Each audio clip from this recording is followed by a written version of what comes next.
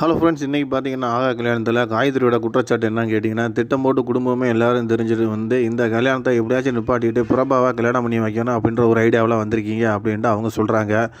அதுக்கு பிரபாவும் நம்ம மகாவும் ஐஸ்வர்யாவும் எதிர்ப்பு காட்டுறாங்க. அதாவது நீங்கள் தெரியாமல் பேசாதீங்க, எங்கள் விஷயத்தில் இந்த விஷயம் எங்களுக்கு யாருக்குமே தெரியாது, இது பிரபாவோட தனிப்பட்ட விஷயம், இது பிரபாவுக்கு மட்டும்தான் தெரியும், இது நம்ம விஜய்க்கு கூட தெரியாது அப்படின்ற மாதிரி அவங்க பேசுகிறாங்க.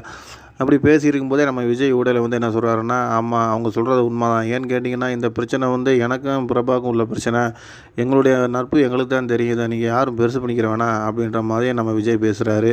அதுக்கப்புறம் சூர்யா என்ன பண்ணுறாருன்னா, சூர்யா தாத்தா பாட்டி எல்லோரும் சரி கல்யாணத்தை நடத்துங்கன்னு சொல்லி கல்யாணத்தை நடத்துகிறாங்க. அப்போ கோடீஸ்வரி கூட ஒரு வார்த்தை சொல்கிறாங்க, நாங்கள் வேணால் இந்த வீட்டை விட்டு இந்த கல்யாண மண்டபத்தை விட்டு ஆனால் நாங்கள் போயிடுறோம், நீங்கள் கல்யாணத்தை நடத்துங்க அப்படின்றாங்க. நீ ஏம்மா கல்யாணத்தை விட்டு போகணும், நீ இருமா, இல்லைன்னா அவங்க பேசுகிறது உண்மையாகிறோம் அப்படின்னு சொல்லிட்டு நம்ம ஐஸ்வர்யாவும் மகாவும் சொல்கிறாங்க.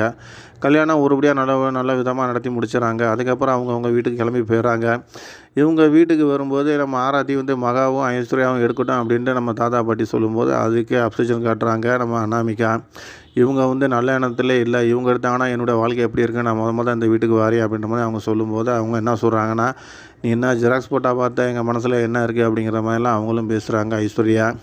இது ஒரு புறம் ஓடிக்கிட்டு இருக்கும்போது ஒவ்வொருத்தவங்களும் ஒவ்வொரு கருத்தை சொல்கிறாங்க. நம்ம காயத்ரிக்கு கூட அந்த நல்ல எண்ணம் கிடையாது, அவங்க சொன்னதவே தான் அவங்க சொல்லிகிட்டு இருக்காங்க. அப்போ என்ன சொல்லி வராங்க அப்படின்னு கேட்டிங்கன்னா, சூர்யா அதாவது மகா நல்ல பிள்ளையா இல்லையா அப்படிங்கிறது கண்டிப்பாக அனாமிகா அப்பாவுக்கு தெரியும், அவர் சொல்லட்டும், மகா ஆராத்தி எடுக்கட்டுமா இல்லையா அப்படின்ற மாதிரி அவர் ஒரு கருத்தை வைக்கிறாரு. தாத்தா போயிட்டு பேச்சை மீறி இந்த வீட்டில் யாரும் எந்த செயலும் செய்ய முடியாது என்ற ஒரு வார்த்தையை அவர் சொல்கிறாரு. காயத்ரி சின்ன மாட்டையும் அவர் ஒரு கருத்தை சொல்கிறாரு, நீங்கள் எல்லாம் தெரிஞ்சுட்டு நீங்கள் இப்படி பேசலாமா அப்படின்ற மாதிரி ஒரு கருத்தை சொல்கிறாரு.